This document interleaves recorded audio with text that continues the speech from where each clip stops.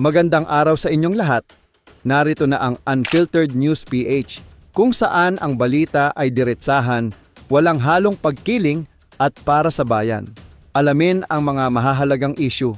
Iisa-isahin natin ang mga detalye at tayo mismo ang huhusga kung ano nga ba ang totoo. Simulan na natin. Representative Castro says ENC rally a move to shield Vice President Sara Duterte. Bagamat mahalagang suriin ang mga kilos ng mga pampublikong opisyal, tila ang pahayag ni Repinor Castro ay maaaring bahagi ng kanyang patuloy na kritisismo kay Vice Presidente Sara Duterte. Ang pag-uugnay sa rally bilang paraan ng pagtatakip ay isang opinyon na dapat pang patunayan ng malinaw na ebidensya.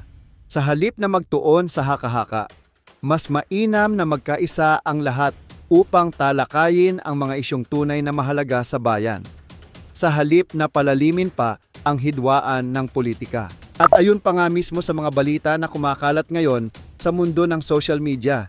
This rally is not about peace and unity.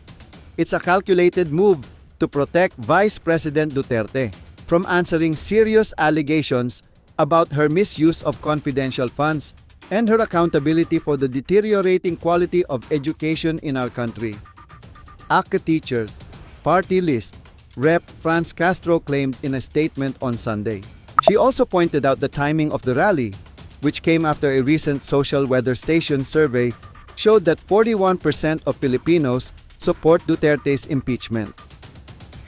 The Filipino people deserve answers about the unexplained use of confidential funds. As a former education secretary, VP Duterte must also answer for the alarming decline in our students' performance in international assessments for math, English, and science during her watch.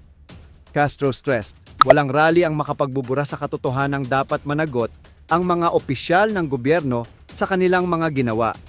Ang milyong Pilipinong sumusuporta sa impeachment ay humihingi ng hustisya at pananagutan, hindi political theatrics.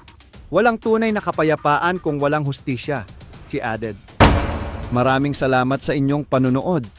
Kung nagustuhan ninyo ang aming content, huwag kalimutang mag-like, mag-comment at mag-share para mas marami pang makaalam ng mga totoong balita. At syempre, mag-subscribe na rin sa Unfiltered News PH para lagi kayong updated. Tandaan, ang impormasyon ay kapangyarihan.